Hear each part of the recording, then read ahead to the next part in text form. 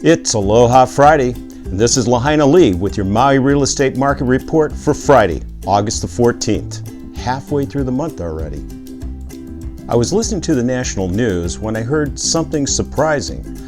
Retail sales for July were up 1.2% over the previous month and 2.7% over the same month in 2019. How can that be? I mean, we're hearing about national retailers going BK, and there's all the unemployment. And I guess it turns out that all those people that are staying home are not just sitting around binging on old episodes of Downton Abbey on Netflix. They're planting stuff, they're building things, they're doing projects. So how does that translate to Maui? Well, you may have heard some of my reports on what's open and what's closed for business, at least here in Lahaina. And a couple of weeks ago, I noted that Ace Hardware, the Ace Hardware across from Foodland, had actually closed and moved to the new headquarters, the new main store, over in Gateway Plaza where Barnes & Noble, still miss that place, used to be, down by the new Ross, still new Ross. So yesterday I happened to be walking by the old Ace and I saw people just walking right in. So I poked my head in to see what was going on, and lo and behold, Ace Hardware is still there as well. This Ace, the old Ace, is now specializing in outdoor furnishings, outdoor living, and fishing gear. Retail growth on Maui.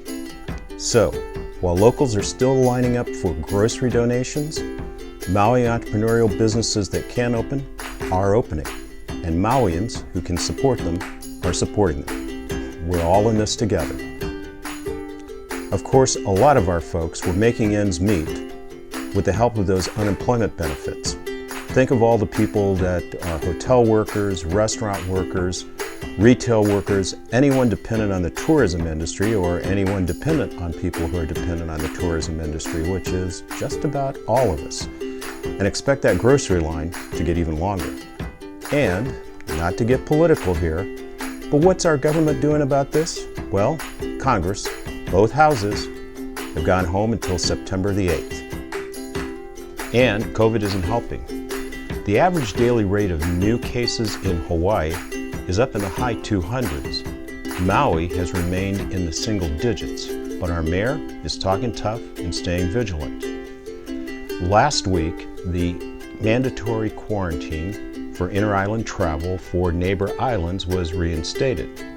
We can still go to Oahu, but we can't come back. It's sort of like you can check out anytime you like, but you can never leave. Of course, all of that affects the economy, and you would think it would significantly affect the real estate market, and of course it is.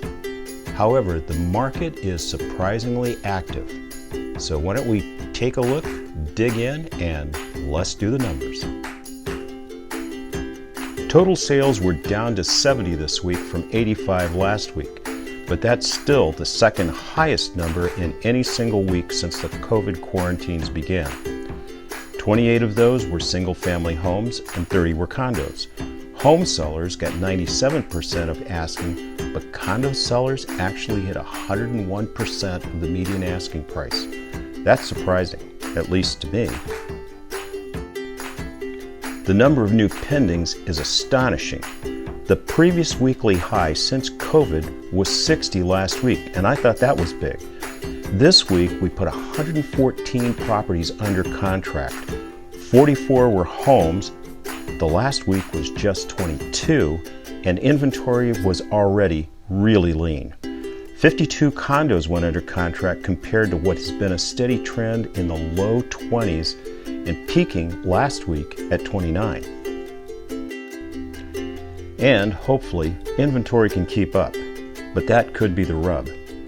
Although there were 95 new listings last week, only 22 of those were homes. If we continued to sell 44 a week, but only bring 22 onto the market, you can see the problem. And even with a median selling price all the way up to $860,000, we only have enough inventory for about a month and a half. If you were thinking of selling a single-family home on Maui, I cannot remember a time like this. We had just 6 expired listings, and none of those were homes. The 5 condos that expired were mostly in the $1 million plus range. 22 would-be sellers withdrew their properties from the market.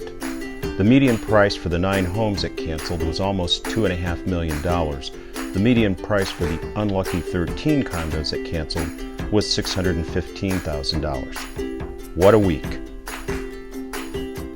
And that's our Maui real estate market report for the week.